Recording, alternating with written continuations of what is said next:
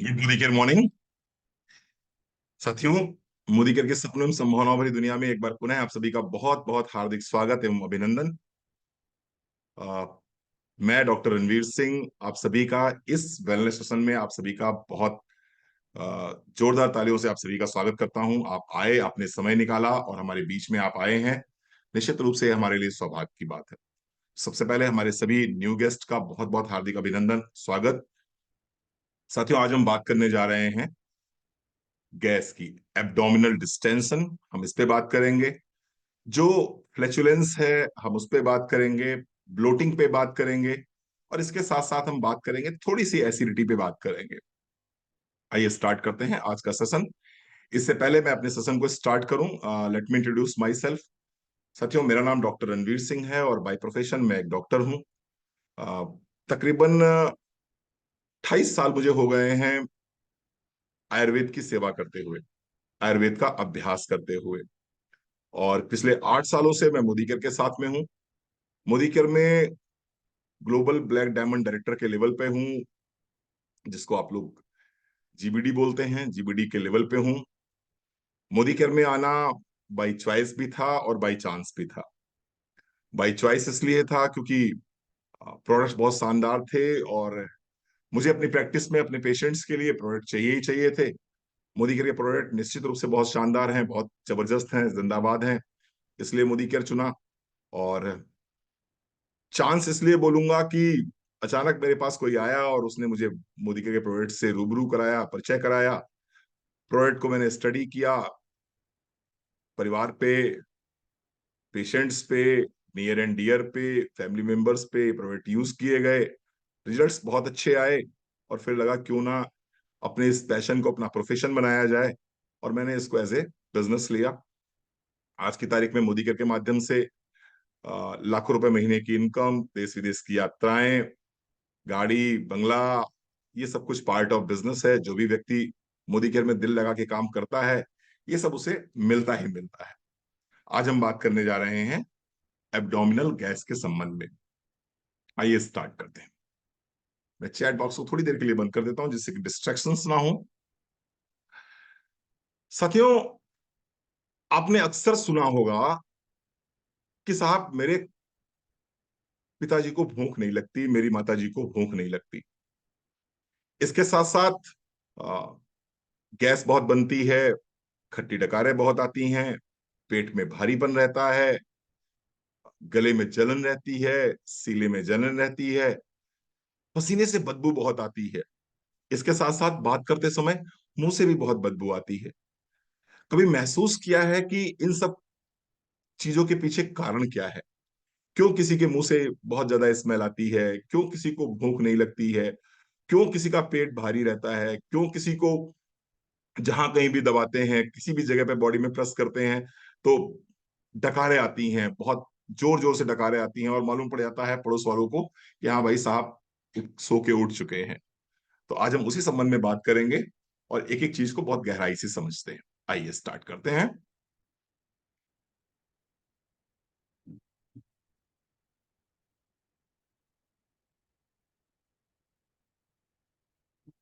Gas, intestinal gas. Gas means different things to different people. अलग अलग लोगों के लिए ये गैस अलग अलग तरह होती है। कुछ लोगों में गैस बनती है लेकिन गैस खारिज हो जाती है, यानी गैस बनी तो, लेकिन गैस खारिज हो गई, गैस पास भी हो गई। कुछ लोग आपको ऐसे मिलेंगे जिनको गैस बनती है, पेट फूलता है, और फिर वो उनको बहुत बेचैनी हो जाती है, और फिर वो कहीं ये चूरन, कहीं वो चूरन, कहीं ये इनो, कहीं पुदीन हरा, कहीं कुछ लेते रहते हैं। साथियों, गैस तो सभी के पेट में बनती है। अगर बात करी जाए गैस की, तो गैस सभी के पेट में बनती है। कितनी गैस बनती है?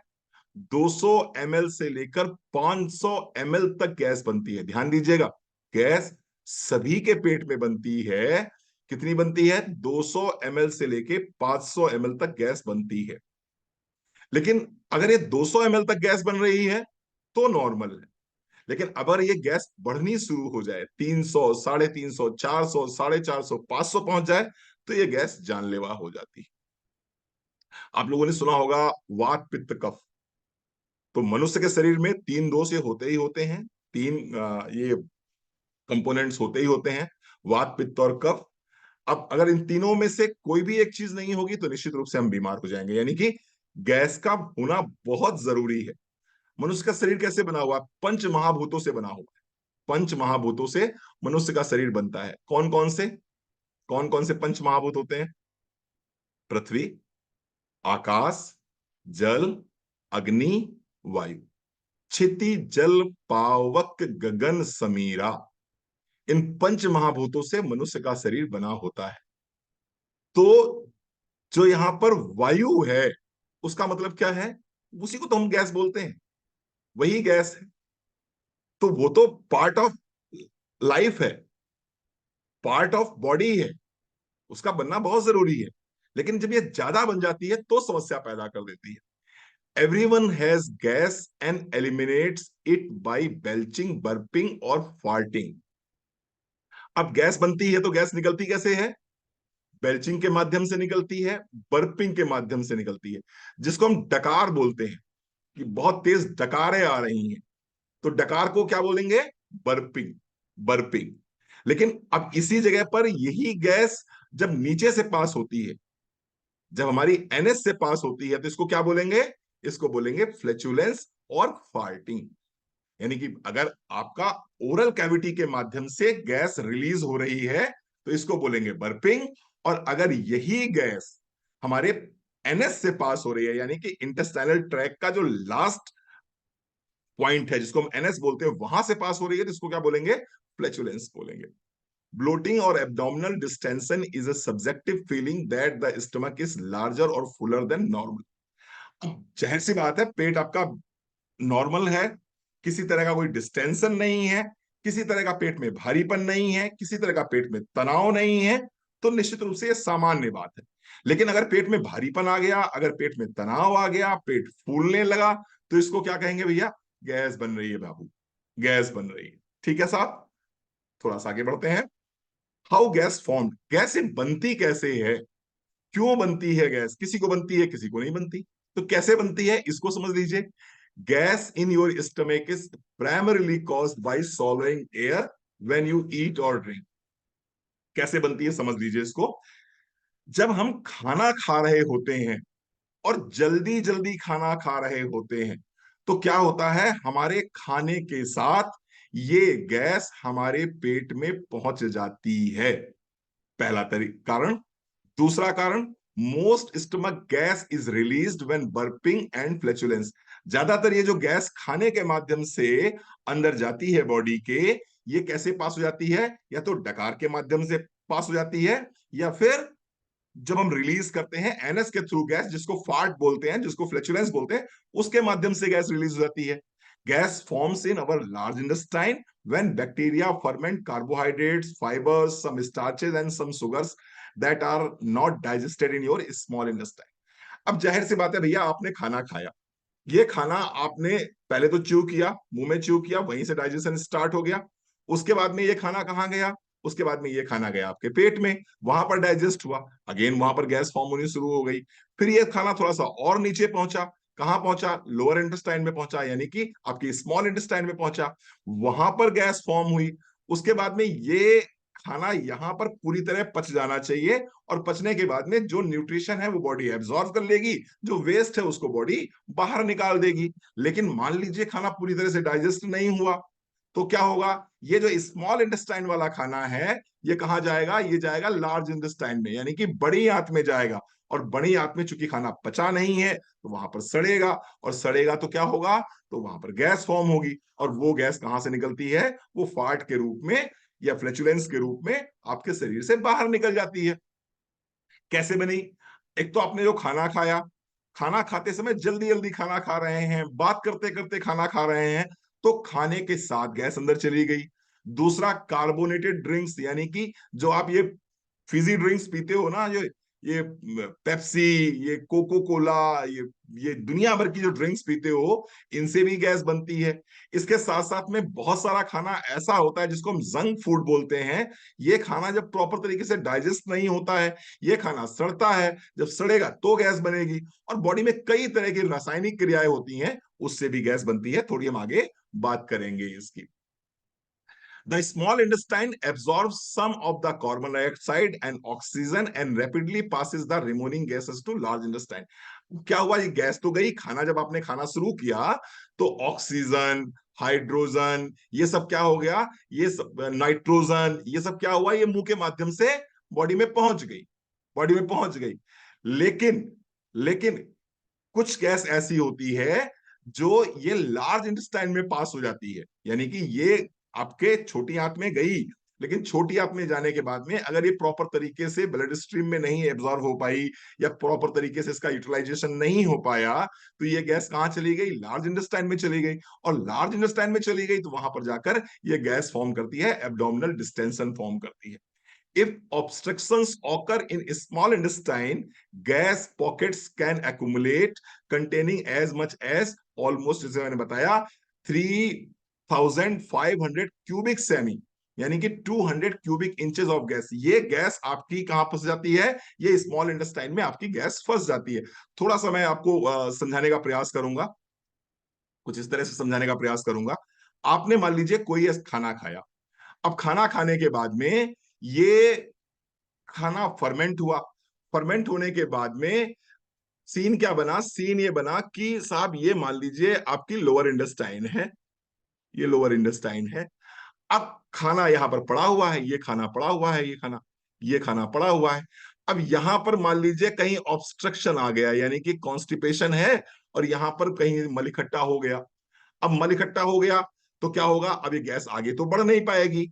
अब आपने फिर कोई खाना खा लिया और मालूम पड़ा ये यहां पर ब्लॉकेज आ गया। अब ये गैस जो है ये बीच में फंस के रह गई, यानी कि आपकी स्मॉल इंटेस्टाइन या लार्ज इंटेस्टाइन में ऑब्स्ट्रक्शन आ गया, यानी कि अवरोध आ गया।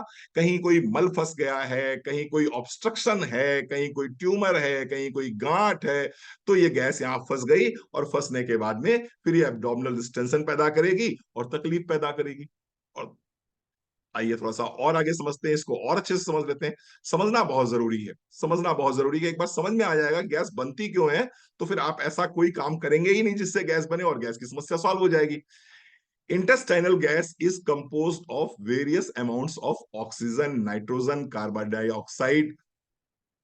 ये आपको कैसे मिलेगी, ये आपने जब खाना खाया तो ये वाली गैस क्या हो गई, ये वाली गैस खाने के साथ में बॉडी के अंदर चली गई। ठीक है जी साहब। Hydrogen and methane are by products of the breakdown of food residue by good bacteria. आपकी बॉडी में गुड बैक्टीरिया पाए जाते हैं, आपकी बॉडी में गुड बैक्टीरिया पाए जाते हैं, जिसको हम क्या बोलते हैं, जिनको हम बोलते हैं प्रोबायोटिक्स। और ये प्रोबायोटिक्स क्या करते हैं, ये खाने को डाइजेस्ट करने का काम करते हैं, ये बॉडी को डाइजेस्ट करने का काम करते हैं। लेकिन मान लीजिए कोई ऐसी स्थिति आ गई, कोई आपने ऐसा भोजन कर लिया जिससे कि ये जो गुड बैक्टीरिया है, ये जो प्रोबायोटिक्स है, ये क्या हो गया, ये वहां पर मर गया, यानी कि ये वहां पर कम हो गया। अब जब ये कम हो जाएगा तो खाना डाइजेस्ट नहीं होगा, और खाना जब डाइजेस्ट नहीं होगा तो क्या होगा, खाना उसमें सड़ेगा, और जब खाना सड़ेगा तो क्या होगा, हाइड्रोजन और मीथेन गैस बनेंगी। ऑक्सीजन, नाइट्रोजन, कार्बन डाइऑक्साइड, ये सब क्या होगा, ये तो आपने खाने के साथ में सॉलो कर लिया, आपने खाना खाया, ये सॉलो हो गई, बॉडी में अंदर चली गई आपकी। लेकिन इसके साथ साथ में जो हाइड्रोजन और मीथेन गैसेस हैं, ये कब बनेंगी, ये तब बनेंगी जब आपका खाना सड़ना शुरू होगा, फर्मेंटेशन शुरू होगा खाने का, तो ये वाली गैसेस बनेंगी। ठीक है साहब। अब जो जो बेसिकली खाने में बदबू आती है, जो बेसिकली गैस में बदबू आती है, आपने देखा होगा कुछ लोग ऐसे होते हैं जब वो गैस रिलीज करते हैं तो फिर बैठना मुश्किल हो जाता है आसपास, फिर उनके संग में बैठना मुश्किल हो जाता है। वो दे धड़ाधड़, दे धड़ाधड़, दे धड़ाधड़, उनको फिर समझ में नहीं आता कि वो क्या कर रहे हैं। उनको तो बड़ा रिलीज मिलता है, उनको तो बड़ा बड़ा आराम मिल जाता है गैस पास करके, लेकिन जो आसपास लोग बैठे हुए हैं उनके दिल से पूछिए उनपे क्या गुजर रही है। वो गैस रिलीज करते रहते हैं धड़ाधड़ धड़ाधड़ धड़ाधड़, वो तो आराम, उनको तो सुकून मिल जाता है। लेकिन जो बगल में बैठा हुआ है, जो पास में सो रहा है, उसके दिल से पूछिए उस पे क्या गुजर रही है। तो वो जो बदबू आती है, वो जो आपको पेन महसूस होता है उस गैस्ट्रिक गैस की वजह से, वो बदबू किस वजह से आती है, वो बदबू आती है मीथेन गैस की वजह से। क्यों बता रहे हैं ये सब कुछ आपको, क्या क्या फायदा मिलेगा इससे आपको? इससे फायदा आपको ये मिलेगा कि जब आप किसी से बात करेंगे और किसी को गैस का ट्रीटमेंट बताएंगे, तो आप उसको बता सकते हैं कि बाबूजी, जो आपको गैस फॉर्म हो रही है और इस गैस में जो बदबू आ रही है, ये दो वजह से आ रही है, दो कारणों से आ रही है। एक तो क्या है, एक तो मीथेन गैस पास कर रहे हो, इसकी वजह से दिक्कत हो रही है, CH4 जिसे बोलते हैं। और दूसरा सल्फर, इसी गैस में एक चीज और होती है, सल्फर। तो जो बदबू आती है किसकी वजह से आती है? ये मीथेन की वजह से आती है और सल्फर की वजह से आती है। आइए थोड़ा सा और आगे बढ़ते हैं, फटाफट हम लेके चलेंगे आपको आगे। Most stomach gas is released when burp and flatulence, यानी कि ज्यादातर गैस कब पास हो जाती है? जब आप डकार लेते हो या फिर आप नीचे से गैस छोड़ते हो, तो ज्यादातर गैस आपकी पास हो जाती है। Bacteria also consume some of that gas, but the remaining gas is released when you pass gas from your anus. ज्यादातर बैक्टीरिया क्या करता है, ये जो गैस आपकी गई है खाने के साथ में, कौन सी गैस गई है? ऑक्सीजन गई है। कौन सी गैस गई है? हाइड्रोजन गई है। कौन सी गैस गई है? कार्बन डाइऑक्साइड गई है। कौन सी गैस गई है? नाइट्रोजन गई है। तो ये गैसेस क्या होती हैं? ये गैस तो आपका बैक्टीरिया एब्जॉर्व कर लेता है, लेकिन जो खाना सड़ता है पेट में, उससे जो गैस बनती है, कौन कौन सी गैस बनती है? जैसे मैंने बताया, हाइड्रोजन और मीथेन, ये जो है ये बदबू पैदा करती हैं और ये एनएस से पास होती है, ये एनएस से पास होती है। आज आपको बहुत कुछ चीजें बताएंगे आपको। When there is obstruction in the gastrointestinal tract, it becomes difficult to release or pass gas from it by burping or flatulence. जैसा कि मैंने बताया कि ये गैस या तो डकार के माध्यम से या फिर फ्लैचुलेंस के माध्यम से बॉडी से बाहर निकल जाती है। लेकिन अगर ये ऑब्स्ट्रक्शन हो गया, जब ये ऑब्स्ट्रक्शन हो जाता है, तो ये गैस आपके लिए जानलेवा बन जाती है। तब आपको बेचैनी महसूस कराती है ये गैस। तब ये गैस आपको आपको परेशान कर देती है। और यहां तक मैंने देखा है कई बार कि लोग इस गैस की वजह से हॉस्पिटल में एडमिट हो जाते हैं और फिर उनको फ्लेटस ट्यूब डालनी पड़ती है, और फ्लेटस ट्यूब के माध्यम से गैस रिलीज कराई जाती है, जिससे कि उनको थोड़ा सा रिलीफ मिलता है, जैसे कि उनको थोड़ा सा आराम मिलता है। तो क्या होता है, मैंने बताया आपको कि बैक्टीरिया उस गैस को एब्जॉर्ब कर लेता है, लेकिन अगर कोई ऑब्स्ट्रक्शन है तो फिर यह कंडीशन पेनफुल हो जाती है और फिर लोगों को हॉस्पिटल तक जाना पड़ सकता है इसकी वजह से। ठीक है जी साहब, आइए थोड़ा सा और आगे बढ़ते हैं। Science and symptoms of gas, क्या क्या साइन और सिम्टम्स होंगे? बर्पिंग, अगर बहुत ज्यादा डकारें आ रही हैं किसी भी व्यक्ति को, तो इसको हम क्या मान के चलेंगे हम कि भैया बॉडी में वात बढ़ा हुआ है, बॉडी में वायु बढ़ी हुई है। इसके साथ साथ में अगर वो व्यक्ति, मैंने जैसे बताया कि धड़ाधड़ गैस पास कर रहा है, तो भी अगेन वात दोष है, तो भी उसकी बॉडी में गैस बहुत ज्यादा बन रही है। इसके साथ साथ अगर पेट में दर्द हो रहा है, पेट में ऐंठन हो रही है, और ऐसा लग रहा है जैसे किसी ने पेट को जकड़ दिया है, पेट में गांठ सी बांध दी है, मरोड़ सी उठ रही है, तो ये भी एक कारण हो सकता है गैस बनने का। ए फीलिंग ऑफ फुलनेस और प्रेशर इन योर एब्डोमेन, आपका पेट फूल रहा है, कहते हैं ना पेट नगाड़े की तरह फूल रहा है, अगर पेट बहुत ज्यादा फूल रहा है तो भी ये गैस का कारण हो सकता है। An observable increase in the size of your abdomen, आप देखते हैं पेट बिल्कुल तन जाता है। स्पेशली मैं बात करूं ये लोअर एब्डोमेन, यहां देखिए जहां पर ये निचले हाथ रखे हुए हैं, इस जगह पर पेट अगर तना हुआ है, एकदम पेट भारी भारी सा लग रहा है, तो ये काहे का सिम्टम है? ये सिम्टम है गैस का, सिम्टम है गैस का, सिम्टम है। क्या क्या क्या क्या इसके सिम्टम्स हो सकते हैं? जैसा मैंने बताया, अगर गैस बनेगी तो क्या होगा? नॉइजिया एंड वॉमिटिंग हो सकती है, यानी कि जी मिचलाहट हो सकती है और उल्टी हो सकती है। इसके साथ साथ में एब्डोमिनल ब्लोटिंग हो सकती है, पेट में भारीपन आ सकता है, पेट में दर्द हो सकता है, खाना हजम नहीं होगा। अगर गैस बन रही होगी तो फिर आपको भूख नहीं लगेगी। अगर गैस बन रही होगी तो जो ऐसा लगेगा खाना पूरा पूरा रखा हुआ है। खाना, गैस वाले लोगों से बात करके देखिए, वो बताएंगे आपको कि भैया अभी तो खाना सुबह खा लेते हैं, 2 रोटी खा लेते हैं, तो पूरा दिन वो खाना ऐसा लगता है जिससे पेट में भरा हुआ है, पेट में रखा हुआ है, वो हजम ही नहीं होता है।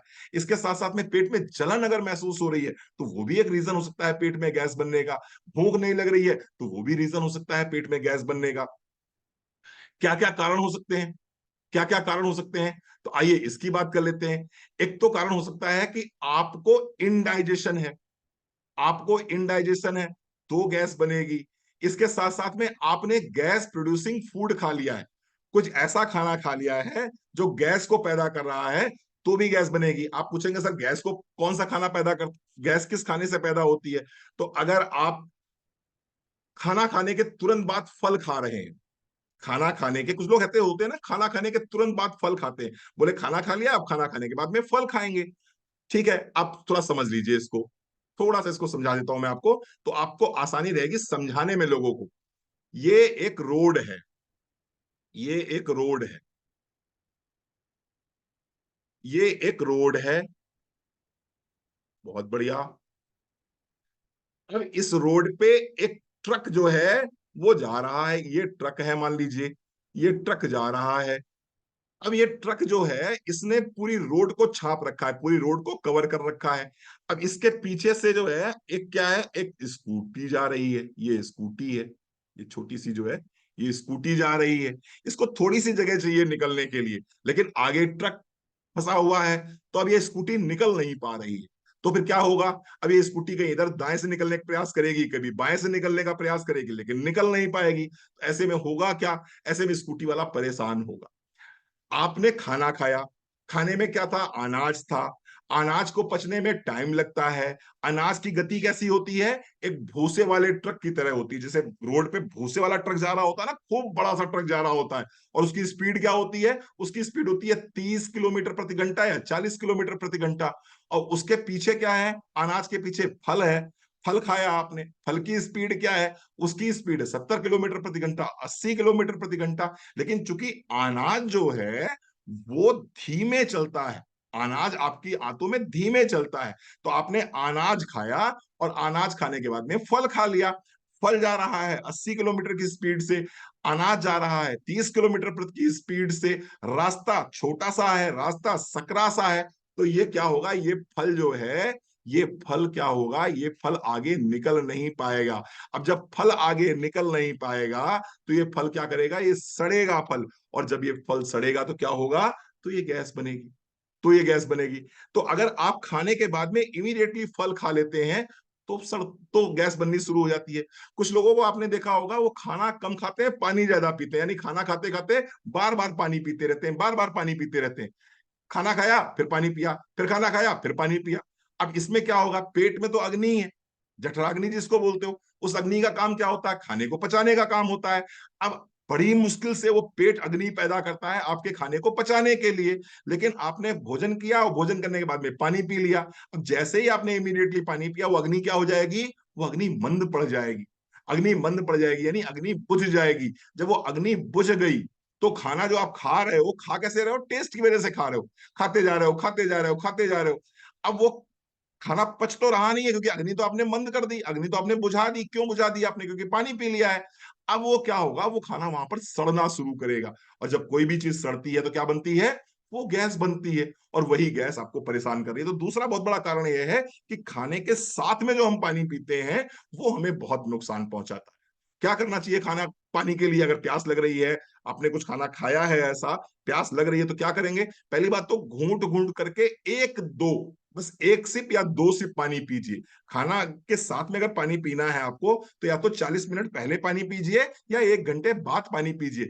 कम से कम खाने के 40 मिनट पहले पानी नहीं पीना चाहिए, या 1 घंटे के बाद तक आपको पानी नहीं पीना चाहिए, जिससे कि खाना प्रॉपरली डाइजेस्ट हो सके। बहुत समझदार लोग तो ऐसे हैं, आयुर्वेद तो कहता है 2 घंटे से पहले पानी पीना ही नहीं चाहिए, 1 घंटे पहले इधर, 2 घंटे बाद उधर पानी पीना ही नहीं चाहिए। अगर आप ऐसा करते हैं, तो निश्चित रूप से गैस क्या होती है, गैस बनती है। तो ये दूसरा कारण है।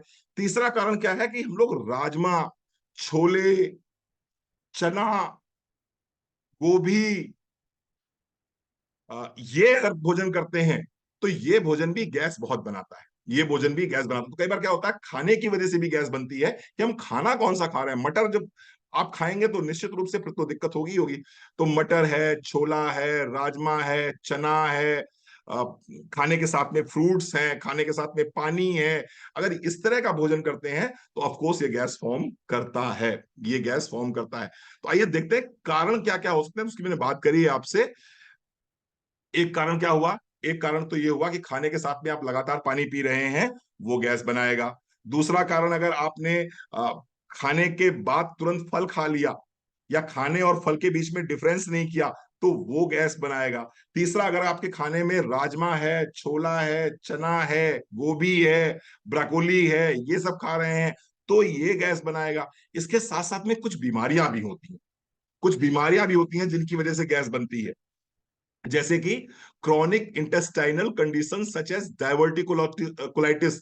डायवर्टिकुलाइटिस किसी को हो गया, या अल्सरेटिव कोलाइटिस किसी को हो गया, यानी आंतों के ऊपर अगर स्वेलिंग सी आ गई, इस तरह की समस्या हो गई, क्रॉन्स डिजीज किसी को हो गया, तो भी ये समस्या पैदा कर देती है। कई बार आपका इंटेस्टाइनल फ्लोरा खराब हो जाता है, यानी कि आपकी आंतों में जो बैक्टीरिया होते हैं वो मर जाते हैं, वो प्रॉपर तरीके से काम नहीं कर पाते, तो उसकी वजह से भी कई बार आपको गैस बननी शुरू हो जाती है। कई बार कब्जियत रहती है, तो कब्जियत की वजह से भी गैस शुरू होती है। कॉन्स्टिपेशन बिगेस्ट रीजन है गैस बनने का। अगर पेट साफ नहीं हो रहा है तो भी गैस बनेगी।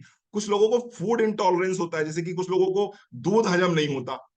दूध हजम नहीं होता, लेकिन किसी शादी बारात में गए हैं, अब उन्हें लगता है कि यार 51 रुपए मैंने व्यवहार दिया है, तो 51 रुपए व्यवहार दिया, दूध यहाँ मिल रहा है, तो हजम तो करना ही करना है, वसूल तो करना ही करना है। तो कई बार लोग इस चक्कर में क्या करते हैं, वहां पर जाके दूध भी पी लेते हैं, फ्रूट रायता भी खा लेते हैं, और वो गोलगप्पे भी खा लेते हैं, कॉफी भी पी लेते हैं, फिर वो फ्रूट भी खा लेते हैं। आपने देखा होगा शादी बारातों में लोग क्या करते हैं, फल भी खाते रहते हैं, खाना भी खाते रहते हैं, गोलगप्पा भी खाते रहते हैं, और उसके बाद में फ्रूट रायता भी खाते रहते हैं, और आखिरी में जो दूध होता है कुल्हड़ वाला, वो कुल्हड़ वाला दूध भी पी लेते हैं। कुल मिला के अपने पेट की वो ऐसी बैंड बजाते हैं, ऐसी बैंड बजाते हैं, जैसे लगता है पेट से दुश्मनी कर रहे हो। वो पेट इनका पेट नहीं, किसी और का पेट किराए पे लेके आए हैं, सिर्फ अपने 51 रुपए वसूल करने के चक्कर में, 101 रुपए वसूल करने के चक्कर में अपने पेट से दुश्मनी कर देते हैं। और उस दुश्मनी का नतीजा क्या निकलता है, आप खुद सोच के देखिए। दूध में अगर नींबू डाल देंगे तो क्या स्थिति बनेगी। आप समझदार हो, आपने दूध पिया, और दूध पीने के साथ साथ में आपने गोलगप्पे खाए थे भी 10 मिनट पहले।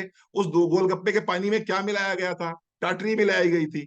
तो टाटरी जो है वो उस दूध का क्या करेगी। आप समझदार हो, आपने फ्रूट रायता खाया, आपने दही खाया, और आपने इमीडिएटली दूध भी पी लिया। अब वो दही और दूध मिलके क्या करेंगे, आप समझदार हो, आप समझदार हो। थोड़ा सा थोड़ा सा आपको क्या करना पड़ेगा, अगर गैस से बचना है तो आपको अंकुश भी लगाना पड़ेगा, अंकुश लगाना पड़ेगा। ठीक है साहब, थोड़ा सा एक दो चीजें और समझ लेते हैं, फिर हम आते हैं कि इसका ट्रीटमेंट क्या है और करें क्या इसके लिए। ठीक है साहब, आइए थोड़ा सा और बात कर लेते हैं। जी हाँ, ये कैसे गैस से बचा जा सकता है, हम इसकी बात करते हैं। Fibre shall be introduced slowly. आपको अगर गैस की बहुत ज्यादा प्रॉब्लम रहती है, तो आपको करना क्या होगा, आपको फाइबर डाइट अपने खाने में बढ़ानी होगी। यानी कि वो फल, वो सब्जियां खाने होंगे जिनमें फाइबर ज्यादा होता है, जिनमें फाइबर ज्यादा होता है। जैसे कि सलाद का सेवन आपको ज्यादा से ज्यादा करना है, रोटी कम खानी है, सब्जी ज्यादा खानी है, आपको चावल कम खाना है, सब्जी ज्यादा खानी है। अगर आप ये करते हो तो बॉडी में फाइबर ज्यादा जाएगा। मैदा आपको नहीं खाना है। अगर आप मैदा लगातार खाते रहेंगे तो विश्वास मानिए, आज नहीं तो कल, कल नहीं तो परसों आपको गैस्ट्रिक की प्रॉब्लम होने वाली ही है। जंक फूड अगर बहुत ज्यादा खाएंगे तो वो भी गैस की फॉर्म प्रॉब्लम को बढ़ाने वाला है।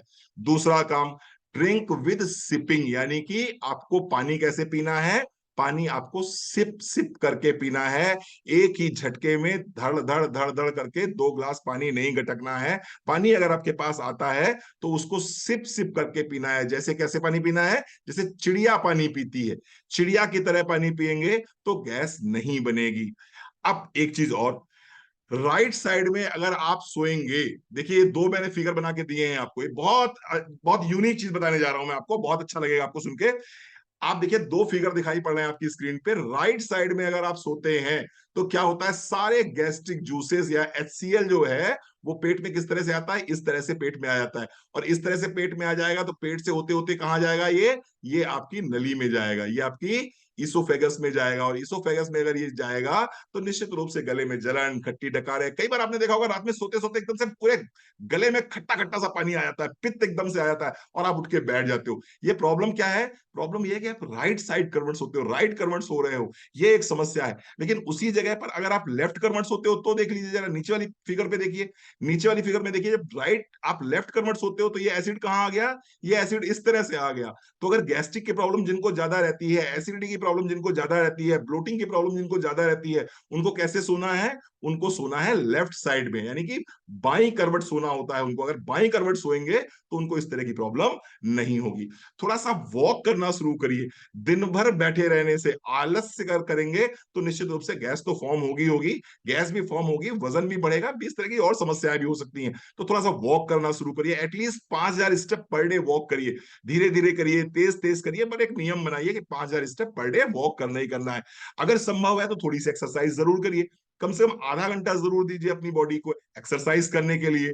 स्मोकिंग करते हैं तो क्विट कर दीजिए, अगर दारू पीते हैं तो दारू पीना बंद कर दीजिए। सोडा ड्रिंक है, प्रोसेस्ड फूड है, इसको अवॉइड करिए। और पानी घूंट घूंट करके दिन भर में कम से कम 8 से 10 गिलास पानी जरूर पिए। अगर आप ये करते हैं तो निश्चित रूप से आपको बहुत आराम मिलेगा। ठीक है साहब, अब आइए थोड़ी सी और बातें करते हैं जो आपके मतलब की हैं। अब बन गई गैस, समझ लिया गैस का मतलब क्या होता है। गैस का मतलब क्या हो गया कि आप जल्दी जल्दी खाना खाते हैं या बातचीत करते करते खाना खाते हैं, तो आपके खाने के साथ में ऑक्सीजन, कार्बन डाइऑक्साइड, नाइट्रोजन जैसी गैसें पहुंच जाती हैं। और वो गैसेस जब हमारे जो अ, जो बैक्टीरिया है पेट में वो एब्जॉर्ब नहीं कर पाता है, तो ये गैसेस बनने शुरू हो जाती हैं।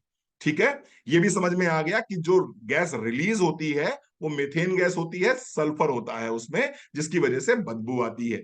ये भी समझ में आ गया कि अगर हम पानी बीच बीच में पीते हैं खाने के तो वो भी गैस फॉर्म कर देता है। ये भी समझ में आ गया कि राजमा, छोला ये सब खाते हैं तो उसकी वजह से गैस बनती है। यानी कि गोभी वगैरह खाते हैं, बैंगन वगैरह खाते हैं, कटहल खाते हैं, घुइयां खाते हैं, भिंडी खाते हैं, तो इससे गैस बन सकती है। कई बार चने की दाल से बहुत गैस बनती है, उड़द की दाल से बहुत गैस बनती है। कई बार तो जिन लोगों की प्रकृति वात पित्तज होती है, ऐसे लोगों को अरहर की दाल से बहुत गैस बनती है। तो ये भी समझ में आ गया, ये भी समझ में आ गया। लेकिन अब समझ में आ गया तो पहले क्या करना है? निदान परिवर्जन करना है, यानी कि जो समस्या का कारण है उस कारण को खत्म करना है, उस कारण को खत्म करना है। अब बन रही है, अब क्या करें साहब, बरसों से बन रही है, तो उसके लिए हम आपको थोड़ी सी कुछ होम रेमेडीज बताने जा रहे हैं। उन होम रेमेडीज को सुन लीजिए।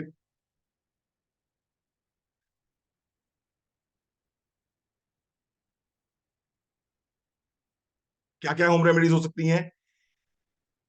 थोड़ा सा 2 चुटकी हींग ले लीजिए, 2 पिंचेस, 2 पिंच ले लीजिए आप हींग, हींग ले लीजिए, 2 चुटकी आप हींग ले लीजिए। और इसको कैसे करना है? इसको रोस्ट करना है। किसमें लगकर रोस्ट करना है? देसी घी में। अच्छी बात है कि मोदी घर में हींग भी आती है और देसी घी भी आता है। तो आपको 2 चुटकी हींग लेनी है और इसको घी में रोस्ट कर लेना है। और रोस्ट करने के बाद में खाना खाते समय, खाना खाते समय खाने के बीच में ही, खाने के बीच में ही थोड़ा सा नींबू डालिए इसके ऊपर, और थोड़ा सा काला नमक डालिए, और एक कौर यानी 1 बाइट आप इसके साथ में ले लेते हैं। तो खाने के बाद जो गैस की समस्या होती है जिससे आप बहुत परेशान रहते हैं, वो गैस आपको परेशान नहीं करेगी, वो गैस आपको परेशान नहीं करेगी। तो 2 चुटकी हींग घी में रोस्ट कर लीजिए, देसी घी में रोस्ट कर लीजिए, थोड़ा सा नींबू, थोड़ा सा काला नमक डाल के खाने के बीच में अगर एक कौर के साथ खा लेते हैं तो आपको बहुत आराम मिलता है। दूसरा एक और चीज होती है जिसको हम लोग बोलते हैं बटर मिल्क। बटर मिल्क, इसको आप लोग क्या बोलते हो? छाछ बोलते हो ना, छाछ बोलते हो इसको। बटर मिल्क यानी कि थोड़ा सा हमारे यहां से कहा जाता है मट्ठा। तो मट्ठा है या छाछ है, अगर इस छाछ का सेवन आप करते हैं दिन में 2 बार 3 बार, आप दिन में 2 बार भी कर लें या 1 बार भी कर लें, कितना करना है? 100 ml, हार्डली 100 ml। अगर 100 ml आप छाछ का सेवन करते हैं तो ये आपके डाइजेशन को भी बहुत अच्छा रखेगा। ना सिर्फ आपके डाइजेशन को अच्छा रखेगा, बल्कि गैस्ट्रिक प्रॉब्लम आपको नहीं होने देगा, गैस की प्रॉब्लम आपको नहीं होने देगा। ये दूसरा है।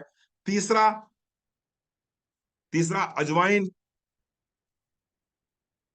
अजवाइन मतलब आजवाइन नहीं, अजवाइन, है ना, अजवाइन। तो अजवाइन ले लीजिए, और अजवाइन के साथ में कई बार क्या होता है, लोगों को मौका मिल जाता है, बोले डॉक्टर साहब ने कहा था अजवाइन ले लो। अजवाइन नहीं लेनी है आपको, अजवाइन लेनी है। क्या बोलते हैं इसको, कैरम सीड्स बोलते हैं। हाँ जी, चलो। तो अजवाइन में क्या लेना है, अजवाइन में थोड़ा सा काला नमक, काला नमक, थोड़ा सा काला नमक ले लीजिए, और इसको फाक लीजिए। अगर बहुत गैस बनती है तो खाने के बाद में थोड़ी सी अजवाइन ले लीजिए, अगर भुनी हुई अजवाइन है तो बहुत अच्छा रहेगा। ऑलमोस्ट आधा चम्मच मान के चलिए, और 2 चुटकी काला नमक डाला, और काला नमक डाल के अगर फाक लिया आपने, तो ये आपको बहुत रिलीफ देगा, बहुत रिलीफ देगा। जीरा पानी भी बहुत बढ़िया काम करता है, यानी जीरे का अगर पानी आपने ले लिया तो ये भी बहुत बढ़िया काम करता है। तो अगर किसी को भी गैस बन रही हो इस तरह से, तो आप ये अगर ये चीजें लेते हैं, तो निश्चित रूप से ये आपको बहुत रिलीफ देता है, ये आपको बहुत रिलीफ देता है। इसके साथ में मैं आपको एक ब्रीदिंग एक्सरसाइज बताने जा रहा हूं, और इसको ध्यान से समझिएगा, ये बहुत आपको हेल्प करेगा। ब्रीदिंग एक्सरसाइज, जस्ट मोमेंट, थोड़ा सा मैं चैट बॉक्स को, हाँ मैंने ओपन कर दिया है चैट बॉक्स को, चैट, जी। देखिए चैट बॉक्स में आप लोग कुछ लिख के देखें तो आ रहा है कि नहीं आ रहा। चैट बॉक्स मैंने ओपन कर दिया। ब्रीदिंग एक्सरसाइज, आप थोड़ा सा आ, समझने का प्रयास कीजिएगा, प्लीज कॉमेडी मत करिएगा, समझने का प्रयास करिएगा। अपनी जबान, नहीं आ रही बेटा चैट, चलो मैं लिख देता हूं, मैं कर देता हूं। अगर किसी को गैस बन रही हो, मैं आपको तुरंत का तुरंत बता रहा हूं फायदा। किसी को अगर गैस बन रही है तो क्या करना है, अपनी जबान को बाहर निकालिए, ऐसे करके, और जबान को पाइप नुमा बना लीजिए, पाइप की तरह बना लीजिए। मेरे साथ एक्सरसाइज करिए, आपको अच्छा लगेगा, आपको समझ में आएगा। जबान को, जैसे आप, अरे क्या, जैसे छोटे बच्चे हम लोग थे, जब छोटे बच्चों को बिलबिलाते हैं ना, चिढ़ाते हैं, या जब हम बच्चे थे तो हम लोग एक दूसरे को चिढ़ाते थे, तो कैसे चिढ़ाते थे, वो जबान बाहर निकाल के वो पाइप नुमा जबान बना लेते थे ना। तो ऐसे करिए, और आपको क्या करना है, आपको इनहेल करना है पूरी, आपको अच्छे से उस पाइप के माध्यम से आपको इनहेल करना है। और उसके बाद में थोड़ा सा 5 सेकंड इस हवा को रखिए, और इस 5 सेकंड रखने के बाद में इसको रिलीज कर देना है। मुंह से सांस लेनी है, और नाक से सांस छोड़नी है। जैसे कि एग्जाम्पल के रूप में ये मैंने ऐसे कर रहा हूं।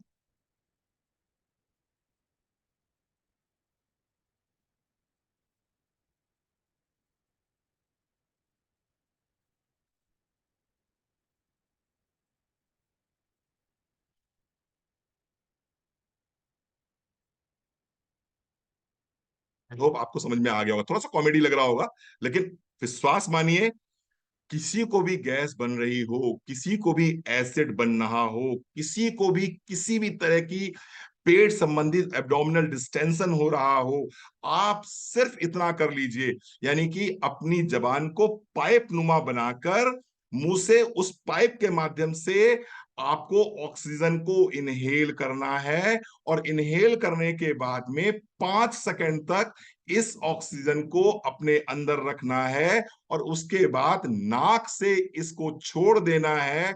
अगर ये प्रोसेस कोई भी व्यक्ति लगातार 3 बार करता है, तो आप खुद महसूस करेंगे, अभी आप लोग करके देख लीजिए, अगर संकोच लग रहा हो तो वीडियो ऑफ करके करके देख लीजिए, आप करके देख लीजिए, immediately with in, with in मतलब सेकंड्स, आपको जो है पूरा अंदर सूदिंग महसूस होगी, पूरा अंदर ठंडक महसूस होगी, पेट तक पूरी ठंडक चली जाएगी। तो जो गर्मी है, उस गर्मी से आपको निजात मिल जाएगी, यानी पेट में जो जो जो चल रहा है ना पेट, उसमें आपको इमीडिएटली निजात मिल जाएगी, क्योंकि ये आपकी मसल्स को सूद करता है, आपके इसोफेगस की मसल्स को सूदिंग इफेक्ट देता है, और उससे आपको इमीडिएटली आपको रिलीफ मिल जाएगा। ठीक है साहब, तो ये मैंने आपको एक ब्रीदिंग एक्सरसाइज भी बता दी। अब थोड़ा सा एक दो चीजें और बता देता हूं आपको। सप्लीमेंट्स की बात करेंगे हम, कि कौन से ऐसे सप्लीमेंट्स हैं जो हमें लेंगे तो हमें गैस में बहुत रिलीफ मिलेगी। आइए बात करते हैं। सप्लीमेंट्स में सबसे पहला सप्लीमेंट हमारे पास में है एलोवेरा प्लस।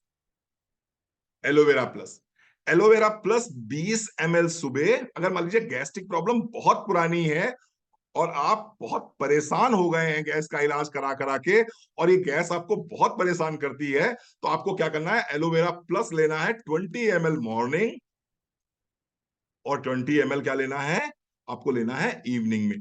तो 20 ml सुबह और 20 ml शाम को आप एलोवेरा प्लस ले लीजिए, 1 कप गुनगुने पानी के साथ में, 1 कप गुनगुने पानी के साथ में।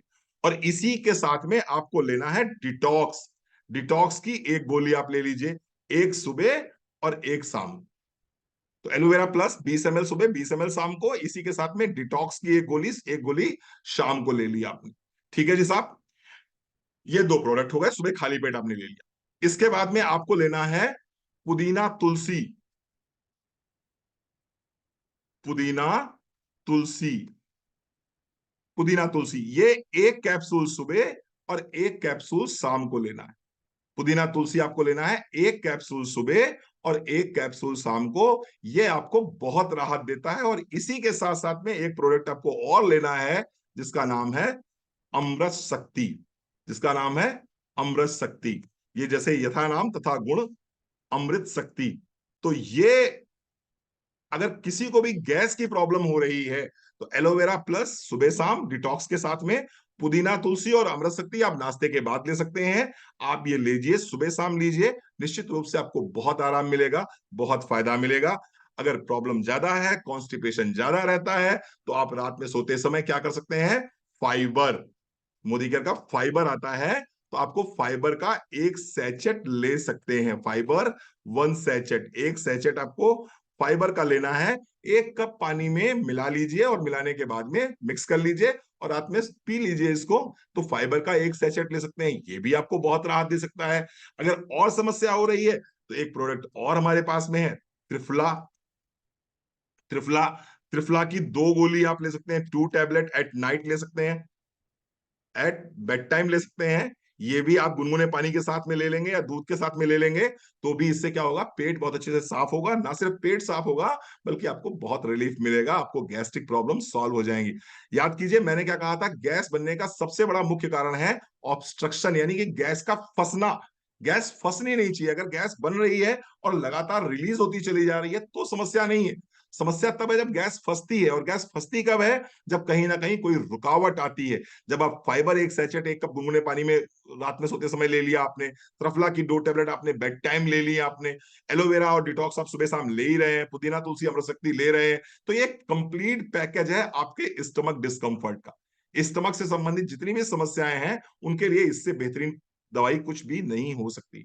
उसके लिए, उनके लिए इससे बेहतरीन दवाई कुछ और हो नहीं सकती है। तो ये मैंने आपको ट्रीटमेंट बता दिया है पेट संबंधित समस्या का। तो thank you so very much, आप आए, आपने इतना समय दिया, बहुत बहुत आभार, बहुत बहुत धन्यवाद। अब अगर आपके कुछ प्रश्न हैं तो मैं जरूर आपके प्रश्न लेना चाहूंगा। दीपक को मैं बना दे रहा हूं यहाँ पर को होस्ट। दीपक, मैं तुम्हें को होस्ट बना रहा हूं क्योंकि बहुत जल्दी जल्दी लोग लिखते हैं। देखिए, प्रेगनेंसी में पुदीना तुलसी तो सेफ है, प्रेगनेंसी में पुदीना तुलसी तो सेफ है। बाकी चीजों के लिए मैं कहूंगा अपने गायनाकोलॉजिस्ट से बात करके ही कोई दवाई आप ले सकते हैं। अगर आपका कोई प्रश्न है तो आप लोग अपने अपने हैंड रेज कर दीजिए, और हैंड रेज करने के बाद में, किस चीज का ट्रीटमेंट भैया? राजवीर जी, गैस का? गैस का मैंने बताया, एलोवेरा प्लस सुबह शाम 20 ml, उसके साथ में डिटॉक्स। चैट एवरीवन चल रही है बेटा।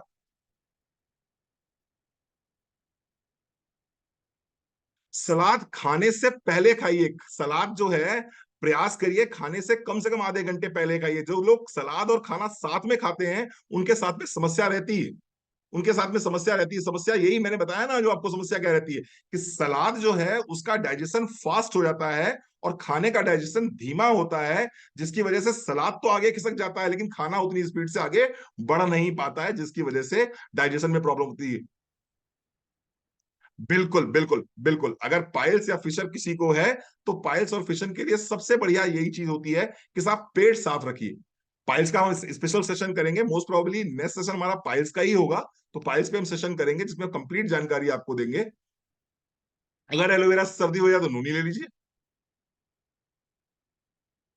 मिलेट्स बेसिकली फाइबर है ना मिलेट्स में, वंदना जी, फाइबर होता है, मैंने बताया ना, फाइबर लीजिए। तो अगर मिलेट्स लेते हैं तो निश्चित रूप से गैस बनेगी ही नहीं। ट्रीटमेंट की बात मैं कर रहा था, ट्रीटमेंट सर किसी ने उससे पूछा था। हाँ जी, मैं बताता हूँ आपको, इसके लिए मैं बता दूं, इसीलिए मैंने आपसे कहा था। देखिए ध्यान दीजिएगा, जिन लोगों की तासीर गर्म है, जिन लोगों की तासीर गर्म है, जिन लोगों को पसीना बहुत ज्यादा आता है, जिन लोगों को एसिड बहुत ज्यादा बनता है, जिनके हाथ पैर बहुत ज्यादा जलते रहते हैं, ऐसे लोगों को अमृत शक्ति मत दीजिए। ऐसे लोगों को अमृत शक्ति मत दीजिए। जिनके हाथ पैरों में जलन बहुत ज्यादा होती है, ऐसे लोगों को जिनको जिनको पसीना बहुत ज्यादा निकलता है, ऐसे लोगों को जिनको एसिड बहुत ज्यादा बनता है, ऐसे लोगों को अमृत शक्ति मत दीजिए, क्योंकि उनकी बॉडी की तासीर गर्म है। और गर्म तासीर के लोगों को जब हम कपूर देते हैं, जब हम अजवाइन देते हैं, तो वो उनके साथ में रिएक्ट करती है और समस्या पैदा होती है। ऐसे लोगों को पुदीना तुलसी दीजिए, ऐसे लोगों को पुदीना तुलसी दीजिए, अमृत शक्ति उनकी बंद करा दीजिए, अमृत शक्ति उनकी बंद करा दीजिए। दीपक, तुम चैट बॉक्स अगर पढ़ पा रहे हो बेटा, तो थोड़ा सा हमें सपोर्ट करो थोड़ा सा। स्किन एलर्जी में 3 प्रोडक्ट ध्यान रखिएगा।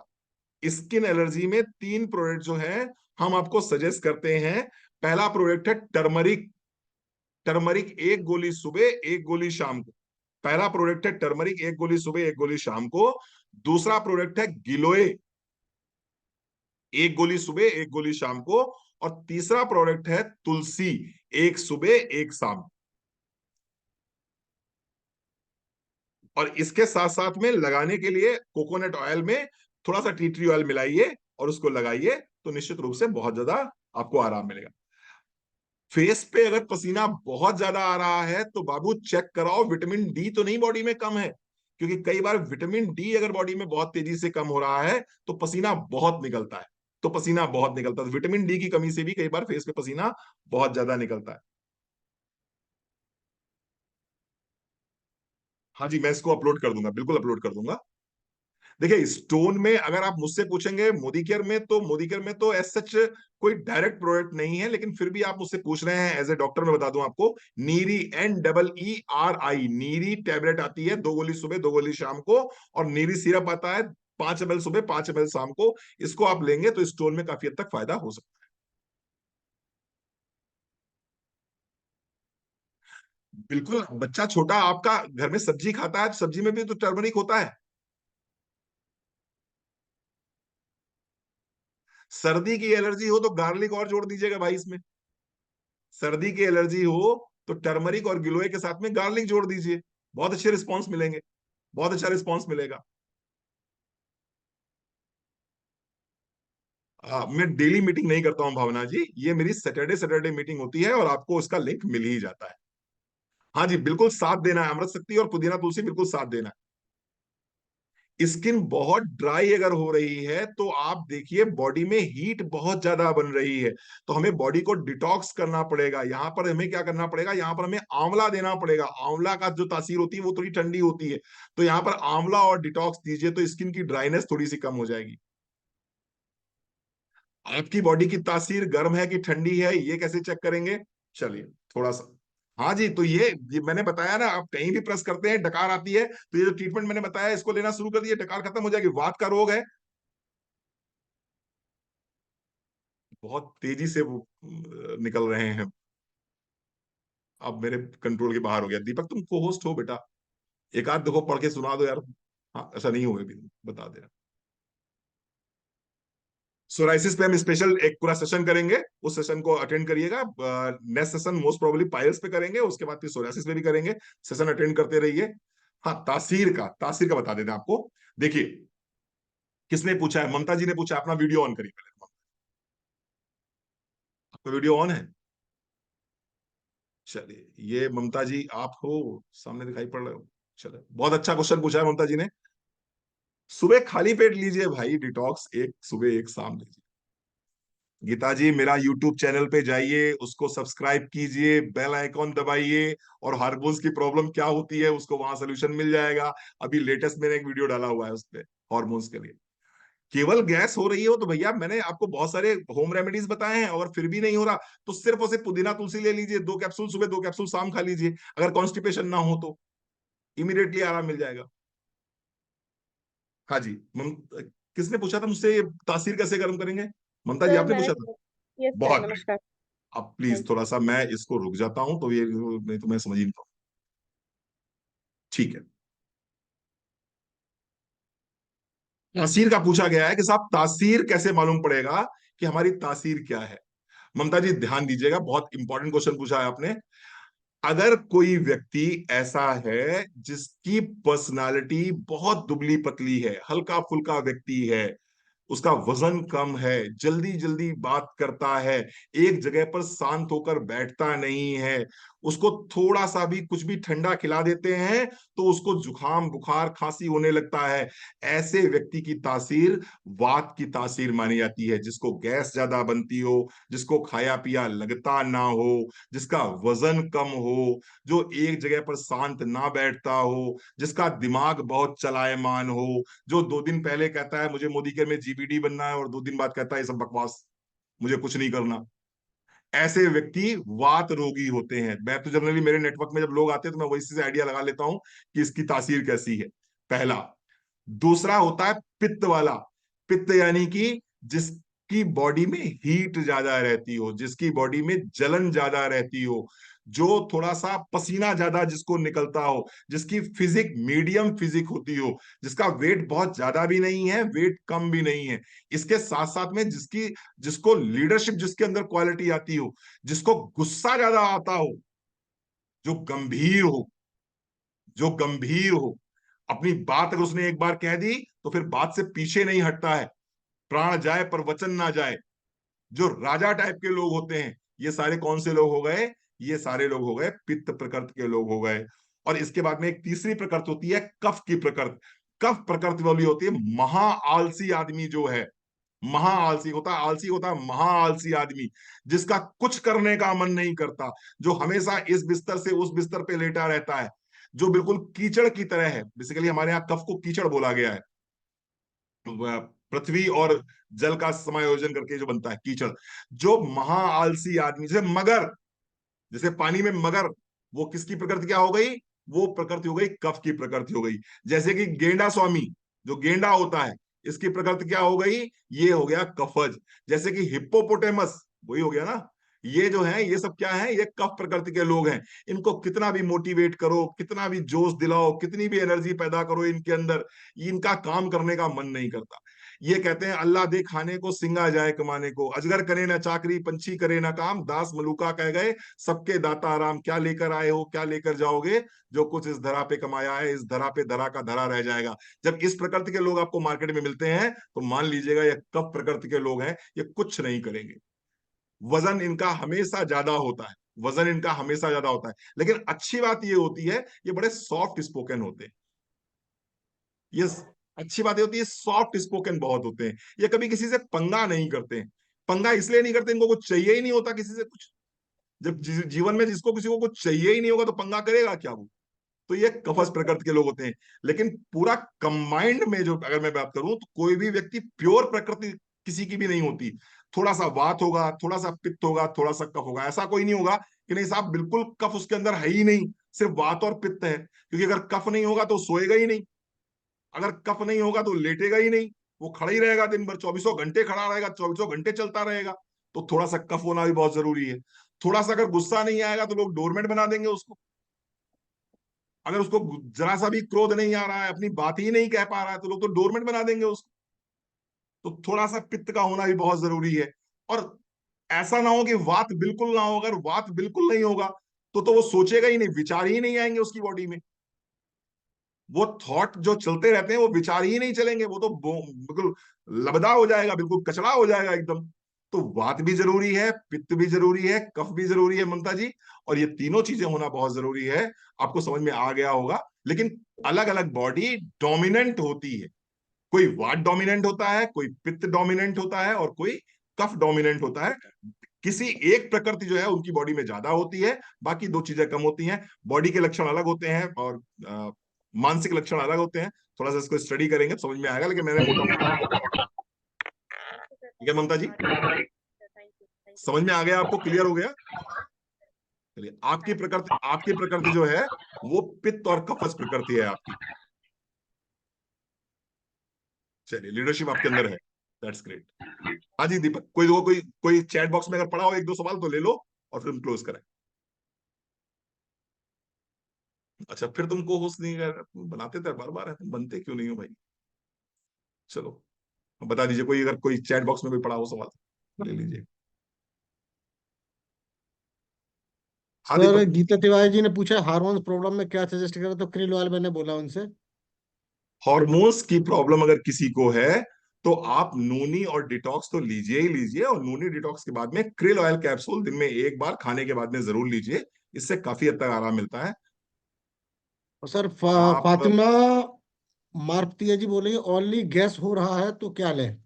पुदीना तुलसी, पुदीना तुलसी एक कैप्सूल लीजिए सुबह शाम, अगर फिर भी नहीं हो रहा तो दो कैप्सूल सुबह शाम ले लीजिए। और मैंने जो बताया आपको, हींग के साथ में देसी घी में उसे रोस्ट करके थोड़ा सा नींबू और थोड़ा सा काला नमक लेके लेना शुरू करेंगे तो गैस में इमीडिएटली रिलीफ मिल जाएगा। या फिर सर अजवाइन ये और काला नमक ले सकते हैं जी। ये राकेश कुमार जी का सर हैंड रेज हो रहा है। बेटा हैंड रेस तो नहीं ले पाएंगे, टाइम हो गया हमारा, 1 घंटे से जी हम जी। टाइम दे नहीं पाते, है ना। बिल्कुल अगर बिल्कुल बिल्कुल। क्रिल ऑयल अवेलेबल नहीं है तो फ्लेक्सीड ऑयल ले लीजिए, फ्लेक्सी ऑयल ले लीजिए, फ्लेक्स ऑयल ले लीजिए। और जो जो लोग हैंड रेज कर रहे हैं वो अपना क्वेश्चन उस पर लिख सकते हैं। Thank you so very much. Thank you, आप लोग आए, आपने इतना समय। सर प्रमिला जी ने क्वेश्चन पूछा है, मेरे सन को वॉशरूम जाता है तो क्लियर नहीं होता है और बाद में स्टमक में पेन होता है। देखिए अपने बेटे का तुरंत आप एक अल्ट्रासोनोग्राफी कराइए, अल्ट्रासाउंड कराइए। देखिए कहीं कोई ऑब्स्ट्रक्शन तो नहीं है, बेसिकली ब्लैडर से लेकर यूरेथ्रा के बीच में कहीं कोई ऑब्स्ट्रक्शन तो नहीं है। आप इमीडिएटली अपने मॉडर्न मेडिसिन में अपने डॉक्टर से मिलिए, डॉक्टर ही आपको सही सजेशन दे सकते हैं। ये कोई ऐसी इशू नहीं है कि बस आपने हमने आप कुछ दे दिया, आपने खा लिया और सही हो गया। सर पुदीना तुलसी और मेरी शक्ति दोनों साथ में ले सकते हैं, नीलमा और हाँ रस्तोगी बिल्कुल जी। ले सकते हैं, दोनों का एक एक कैप्सूल साथ में ले सकते सर बाकी सर कोई राइट साइड में चेस्ट पेन ज्यादा है तो क्या देना है सर। सारिका जैन। हैं। राइट साइड में चेस्ट चेस्ट में पेन पेन, ज्यादा है। Chest pain. हाँ चेस्ट पेन ज्यादा है तो क्या देना है। देखिए अल्ट्रासाउंड कर, वो अपना एक्सरे कराइए, कहीं ना कोई इशू तो नहीं हो रहा है इसकी वजह से। चेक कर लीजिए कहीं कोई किसी तरह की कोई प्रॉब्लम तो नहीं हो रही है। इस तरह से सप्लीमेंट्स के माध्यम से या होम रेमेडीज के माध्यम से इस तरह की प्रॉब्लम्स को सॉल्व करते हैं। ठीक है। सर सूरज जी पूछ रहे हैं, सर टर्मरिक खाने से किसी को जलन क्यों शुरू हो जाती है, एलर्जी होती ये है कोई सर। टर्मरिक की तासीर गर्म होती है, सबको पता है ना। तो बिल्कुल। अगर किसी की बॉडी में पित्त प्रकृति, मैंने बताया, तो अगर किसी को पित्त प्रकृति किसी की है तो उसको फिर आप टर्मरिक देंगे तो थोड़ा सा उसको दिक्कत हो सकती है। आधी गोली सुबह आधी गोली शाम कर दीजिए। यूट्यूब लिंक पे, सर आप यूट्यूब पे जाएंगे, डॉक्टर रणवीर सिंह डालेंगे मोदी केयर, बस मिल जाएगा। डॉक्टर रणवीर सिंह मोदी केयर डालेंगे, मिल जाएगा। भावना हाँ सेन जी। जी कह रहे हैं यूट्यूब लिंक शेयर कर दीजिएगा, मैंने कहा यूट्यूब लिंक तो अब ग्रुप में मिल जाएगा आपको, मैं डाल दूंगा। नहीं, आप वो आपके ग्रुप पे नहीं होंगी ना बेटा। नहीं तो मैं एक काम कर रहा हूँ, यहीं पे ग्रुप में आपके शेयर कर दे रहा हूँ यूट्यूब लिंक। आप रणवीर सिंह मोदी केयर डाल दीजिए, आपको मिल जाएंगे, है ना। मेरे लिंक मेरे चैनल पे कम मिलेंगे आपको, बहुत सारे लोगों के लीडर्स के चैनल पे बहुत ज्यादा मिल जाएंगे। जी जी थैंक यू बिल्कुल सो बिल्कुल वेरी मच। बिल्कुल। थैंक यू फ्रेंड्स, आप आए, आपने इतना समय दिया, बहुत बहुत आभार, बहुत बहुत धन्यवाद। हमने प्रयास किया आपको गैस के मामले में समझाने के लिए, और इसके साथ साथ में हमने आपको होम रेमेडीज भी बताई, मोदी केयर सप्लीमेंट्स कैसे यूज कर सकते हैं हमने आपको ये भी बताया। अब नेक्स्ट सैटरडे को आप आइए, और नेक्स्ट सैटरडे को हम आपको बताएंगे कि पाइल्स के लिए क्या करना है, पाइल्स क्या होता है, उसकी होम रेमेडीज क्या होंगी। हम अगला सेशन पाइल्स पे करेंगे। Thank you so very much. शनिवार सेम लिंक रहेगा आपका, रात में 9 बजे। Thank you so very much. आप आए, आपने समय दिया, बहुत बहुत थैंक यू आभार। सर।